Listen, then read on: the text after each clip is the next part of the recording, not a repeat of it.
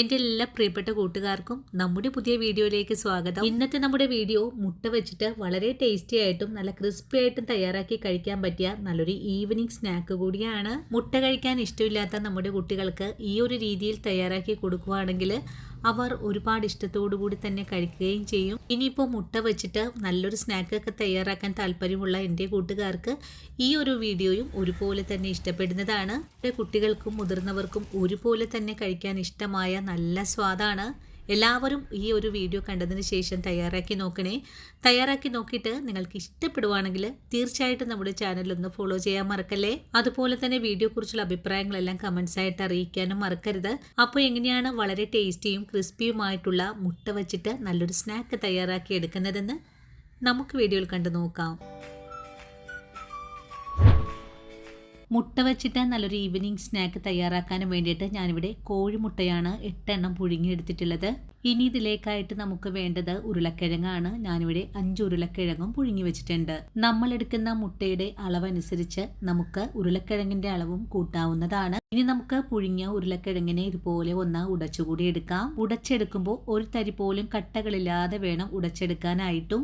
ഉരുളക്കിഴങ്ങ് നല്ല ചൂടോടുകൂടി തന്നെ പൊടിച്ചെടുക്കുവാണെങ്കിൽ വളരെ എളുപ്പത്തിൽ തന്നെ നമുക്ക് പൊടിച്ചെടുക്കാൻ സാധിക്കും. ഇനി നമുക്ക് ഈ ഉരുളക്കിഴങ്ങിനെ ഒന്ന് മാറ്റി വയ്ക്കാം. അതിനുശേഷം പൊരിച്ചെടുക്കാനുള്ള മുട്ടയെ നമുക്കൊന്ന് റെഡിയാക്കി എടുക്കാം. ഞാനിവിടെ ഐസ്ക്രീം ഒക്കെ തയ്യാറാക്കുന്ന ഈ ഒരു സ്റ്റിക്കാണ് എടുത്തിട്ടുള്ളത്. ഈ ഒരു സ്റ്റിക്ക് നമ്മുടെ മുട്ടയുടെ ഉൾഭാഗത്തേക്കൊന്ന് തറച്ചുകൂടെ കൊടുക്കാം. നിങ്ങളുടെ കൈവശം ഇതുപോലൊരു സ്റ്റിക്ക് ഇല്ലെങ്കിൽ സാധാരണ ചെറിയ കമ്പ് നോക്കിയെടുത്താലും മതിയാകും. ഒരെണ്ണം ഇതുപോലെ ചെയ്തെടുത്ത് കഴിഞ്ഞാൽ പിന്നെ അടുത്തതും നമുക്ക് ഇതുപോലെ തന്നെ ചെയ്തെടുക്കാം. മുട്ടയിലേക്ക് സ്റ്റിക്ക് തറച്ചു കൊടുക്കുമ്പോൾ മുകളിൽ നിന്നും താഴേക്ക് വരാത്ത രീതിയിലായിരിക്കണം തറച്ചു കൊടുക്കേണ്ടതും. ഒരു രീതിയിലാണ് ഞാനിവിടെ തറച്ചെടുത്തിട്ടുള്ളത്. ഇതുപോലെ തന്നെ നമുക്ക് എല്ലാ മുട്ടയും ഒന്ന് തറച്ചെടുക്കാം. ഇനി നമ്മൾ എടുത്തിട്ടുള്ള മുട്ടയിലേക്ക് സ്റ്റിക്കെല്ലാം തറച്ചു വെച്ചിട്ടുണ്ട്. ഇനി നമുക്കിതിനെ ഒന്ന് മാറ്റി വെച്ചിട്ട് നേരത്തെ തന്നെ പുഴുങ്ങി ഉടച്ചു വെച്ചിട്ടുള്ള ഉരുളക്കിഴങ്ങിലേക്ക് ഒരു സവാള ഒന്ന് പൊടിയായി കട്ട് ചെയ്തത് ചേർക്കുന്നുണ്ട്. സവാളയുടെ കൂടെ തന്നെ ഒരു പച്ചമുളക് പൊടിയായി കട്ട് ചെയ്തത് ചേർക്കാം. ഇതിലേക്കായിട്ട് 1 സ്പൂൺ അളവില് ചിക്കൻ മസാലപ്പൊടിയാണ് ചേർക്കുന്നത്. അതിനുശേഷം നമുക്കിതിലേക്ക് ചില്ലി ഫ്ലേക്സ് കൂടെ ചേർക്കുന്നുണ്ട്. ഇനി ഇതിലേക്ക് 1/4 ടീസ്പൂൺ അളവില് കാശ്മീരി മുളക് പൊടി ചേർക്കാം. കൂടെ തന്നെ 1/4 ടീസ്പൂൺ തന്നെ മഞ്ഞൾപ്പൊടി കൂടെ ചേർക്കുന്നുണ്ട്. ഇനി നമുക്കിതിലേക്ക് ആവശ്യമായ ഉപ്പ് കൂടി ചേർക്കണം. ഉപ്പും ചേർത്ത് കൊടുത്തിട്ട് പിന്നെ നമുക്കിതിലേക്ക് ഒരു 1/4 ടീസ്പൂൺ അളവില് കുരുമുളക് പൊടിയും കുറച്ച് കറിവേപ്പില പൊടിയായി കട്ട് ചെയ്തതും, നിങ്ങൾക്ക് മല്ലിയിലയാണ് ചേർക്കാൻ താല്പര്യമെങ്കിൽ മല്ലിയില ചേർത്താലും കുഴപ്പമൊന്നുമില്ല. ഇനി നമുക്ക് കൈകൊണ്ട് നല്ലതുപോലെ ഇതിനെ കുഴച്ചെടുക്കാം. നമ്മളിപ്പോൾ കുഴച്ചു തുടങ്ങിയപ്പോൾ നല്ല ലൂസായിട്ടാണ് നമ്മുടെ ഈ ഒരു മിക്സ് ഇരിക്കുന്നത്. അതുകൊണ്ട് നമുക്കിതിലേക്ക് കുറച്ച് ബ്രെഡ് പൊടി കൂടെ ചേർത്ത് കൊടുക്കാം. ഞാനൊരു 2.5 ടേബിൾ സ്പൂൺ അളവിലാണ് ബ്രെഡ് പൊടിച്ചത് ചേർത്തിട്ടുള്ളത്. ബ്രെഡും ചേർത്ത് കൊടുത്തിട്ട് വീണ്ടും നല്ലതുപോലെ തന്നെ ഒന്ന് കുഴച്ചെടുക്കുവാണ്. ഇപ്പോൾ നമ്മുടെ ഫില്ലിങ് ഒന്ന് ടൈറ്റ് ആയിട്ടൊക്കെ വന്നിട്ടുണ്ട്. നമ്മുടെ കൈ ഉപയോഗിച്ച് ഇതുപോലെ ഒന്ന് ബോളാക്കിയിട്ട് ഉരുട്ടിയും കൂടെ നോക്കണം. ബോളാക്കി നോക്കിയിട്ട് കൈകൊണ്ട് ഇതുപോലെ ഒന്ന് പരത്തിയും കൂടെ നോക്കണം. ഒരു പ്ലേറ്റ് എടുത്ത് വെച്ചിട്ട് ഇതിലേക്ക് ഒരു ബോൾ വെച്ചതിന് ശേഷം ഇതുപോലെ ഒന്ന് പരത്തി കൊടുക്കാം. അതിനുശേഷം നമ്മൾ പുഴുങ്ങിയ മുട്ട വെച്ചിട്ട് ഒന്ന് ഫില്ല് ചെയ്ത് കൂടെ കൊടുക്കാം. ആദ്യ മുട്ട നമ്മൾ ഇതുപോലെ ഒന്ന് പൊതിഞ്ഞെടുത്ത് കഴിഞ്ഞാൽ നമുക്ക് അടുത്തതും ഈ ഒരു രീതിയിൽ തന്നെയാണ് ചെയ്തെടുക്കേണ്ടത്. അതിനുശേഷം വീണ്ടും നമുക്ക് ഇതുപോലെ തന്നെ കുറച്ച് മാവ് എടുക്കാം. കൈവെള്ളയിൽ വെച്ച് നല്ലതുപോലെ ഒന്ന് പരത്തിയെടുത്തതിന് ശേഷം ഇതിലേക്ക് മുട്ട കൂടെ വെച്ചിട്ട് ഒന്ന് നല്ല പോലെ ഒന്ന് പൊതിഞ്ഞെടുക്കാം. അങ്ങനെ രണ്ടാമത്തെ മുട്ടയും നമ്മൾ ഇതുപോലെ ഒന്ന് പൊതിഞ്ഞെടുത്തിട്ടുണ്ട്.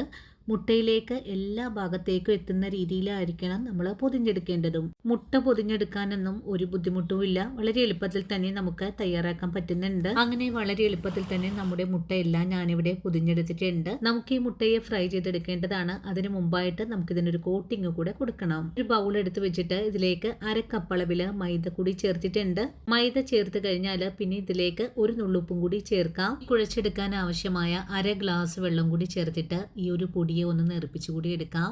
നിങ്ങൾക്ക് വേണമെങ്കിൽ മുട്ട പതപ്പിച്ചും ഇതുപോലെ ചെയ്തെടുക്കാവുന്നതാണ്. ഞാനിപ്പോൾ മുട്ട ഉപയോഗിക്കുന്നില്ല. പകരമായിട്ട് ഇതുപോലെ മൈദപ്പൊടിയാണ് എടുക്കുന്നത്. കോൺഫ്ലോർ വേണമെങ്കിലും നമുക്ക് ഇതുപോലെ ചെയ്തെടുക്കാവുന്നതാണ്. ഇനിയിപ്പോൾ നമ്മുടെ കോട്ടിംഗ് ഒക്കെ റെഡിയാണ്. ഇനി നമുക്ക് നമ്മൾ തയ്യാറാക്കി വെച്ചിരിക്കുന്ന മുട്ട ഇതുപോലെ ഒന്ന് മുക്കിയെടുത്തതിന് ശേഷം ബ്രെഡ് ക്രംസിൽ ഇതുപോലെ ഒന്ന് കോട്ട് ചെയ്ത് കൂടി എടുക്കാം. മുട്ടയുടെ എല്ലാ ഭാഗത്തേക്കും എത്തുന്ന രീതിയിലായിരിക്കണം കോട്ട് ചെയ്ത് കൊടുക്കേണ്ടത്. ആദ്യ മുട്ട ഇതുപോലെ ഒന്ന് പൊതിഞ്ഞു കഴിഞ്ഞാൽ ഇതിനെ നമുക്കൊന്ന് മാറ്റി വയ്ക്കാം. അതിനുശേഷം അടുത്തതും ഇതുപോലെ തന്നെ ചെയ്ത് ചെയ്തെടുക്കാം. മൈദ ബാറ്റർ എല്ലാ ഭാഗത്തേക്ക് എത്തുന്ന രീതിയിലായിരിക്കണം ഒന്ന് മിക്സ് ചെയ്തെടുക്കേണ്ടത്. രണ്ടാമത് തയ്യാറാക്കിയതും ഇതുപോലെ തന്നെ കോട്ട് ചെയ്തെടുത്തിട്ടുണ്ട്. അതിനുശേഷം നമുക്കിതിനെല്ലാം ഇതുപോലെ തന്നെ ചെയ്തെടുക്കാം. അങ്ങനെ നമ്മുടെ മുട്ടയെല്ലാം ഞാനിവിടെ പൊതിഞ്ഞെടുത്തിട്ടുണ്ട്. അതിനുശേഷം ഉടൻ തന്നെ നമുക്ക് ഫ്രൈ ചെയ്തെടുക്കാൻ തുടങ്ങാം. ഫ്രൈ ചെയ്തെടുക്കാനും വേണ്ടിയിട്ട് ഒരു നോൺ സ്റ്റിക് പാനാണ് അടുപ്പിലേക്ക് വെച്ചിട്ടുള്ളത്. പാൻ നല്ലതുപോലെ ചൂടായി വന്നപ്പോൾ വറുത്തെടുക്കാൻ ആവശ്യമായ ഓയിൽ ഒഴിച്ചു കൊടുത്തു. ഓയിൽ ചൂടായി വന്നപ്പോൾ പൊതിഞ്ഞു വെച്ചിട്ടുള്ള മുട്ടയാണ് ഫ്രൈ ചെയ്യാൻ ഇട്ട് കൊടുത്തിട്ടുള്ളത്. അതിനുശേഷം 1 മിനിറ്റ് കഴിയുമ്പോൾ നമുക്ക് ഇതിന്റെ മേലെയായിട്ട് കുറച്ച് ഓയിലൊന്ന് ഇതുപോലെ ഒന്ന് ഒഴിച്ചു കൊടുക്കണം. ഇങ്ങനെ ചെയ്തെടുക്കുന്നത് മുകളിലുള്ള കോട്ടിംഗ് ഒന്നും പോകാതിരിക്കാനും വേണ്ടിയിട്ടാണ്. അതുപോലെ നമുക്ക് മീഡിയം ഫ്ലെയിമിൽ വെച്ച് വേണം നമുക്കിതുപോലെ ഒന്ന് ഫ്രൈ ചെയ്തെടുക്കാനായിട്ടും. ഇനിയിപ്പോൾ ഒരു വശം ഒന്ന് മുരിഞ്ഞു വന്നപ്പോൾ ഞാൻ മറുവശവും മറിച്ചിട്ട് കൊടുത്തിട്ടുണ്ട്. ആദ്യം ഫ്രൈ ചെയ്യാൻ ഇട്ട് കൊടുത്ത ഈ ഒരു സ്നാക്ക് ഒന്ന് മുരിഞ്ഞു വന്നപ്പോഴേക്കും രണ്ടാമത്തതും ഫ്രൈ ചെയ്യാൻ എണ്ണയിലേക്ക് ഇട്ട് കൊടുത്തിട്ടുണ്ട്. അതിനുശേഷം ഇതിന്റെ മേലെയും ഇതുപോലെ തന്നെ എണ്ണ കോരി ഒഴിച്ചു കൊടുക്കാം. അങ്ങനെ 2 സ്നാക്കും ഒരേ സമയം തന്നെ ഇവിടെ ഫ്രൈ ചെയ്തെടുക്കുവാണ്.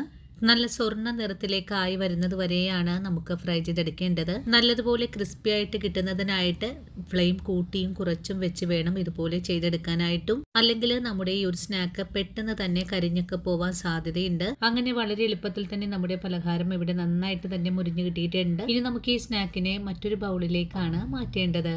വളരെ ക്രിസ്പി ആയിട്ട് തന്നെയാണ് നമുക്കിവിടെ മുരിച്ചെടുക്കാൻ സാധിച്ചിട്ടുള്ളത്.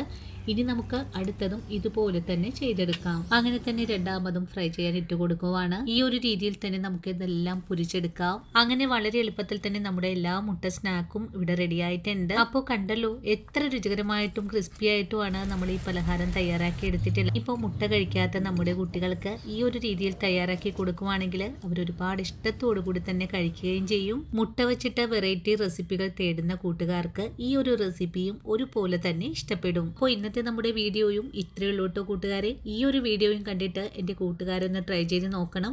ട്രൈ ചെയ്ത് നോക്കിയിട്ട് നിങ്ങൾക്ക് ഇഷ്ടപ്പെടുവാണെങ്കിൽ നമ്മുടെ ചാനൽ ഒന്ന് ഫോളോ ചെയ്യാനും വീഡിയോ കുറിച്ചുള്ള അഭിപ്രായങ്ങളെല്ലാം കമൻസ് ആയിട്ട് അറിയിക്കാനും മറക്കരുത്. എനിക്ക് തരുന്ന ഓരോ വാക്കുകളുമാണ് മറ്റുള്ള ആൾക്കാരിലേക്ക് നമ്മുടെ വീഡിയോ എത്തപ്പെടുന്നതും. ഇനിയും നിങ്ങൾക്ക് വേണ്ടിയിട്ട് പ്രയോജനകരമായിട്ടുള്ള നല്ല നല്ല വീഡിയോസ് ഒക്കെ ആയിട്ട് ഞാൻ നാളെ ഓടിയെത്തുന്നതാണ്. അതുവരെ വീഡിയോ കണ്ട് സപ്പോർട്ട് ചെയ്ത എൻ്റെ എല്ലാ കൂട്ടുകാരോടും ഇനിയും കാണാനിരിക്കുന്ന എൻ്റെ പ്രിയ കൂട്ടുകാരോടും ഒത്തിരി നന്ദി സ്നേഹമൊക്കെ അറിയിച്ചുകൊണ്ട് നാളെ രാവിലെ ഓടിയെത്താം. അതുവരെയും ഒത്തിരി സ്നേഹത്തോടെ വീണ്ടും കാണാം.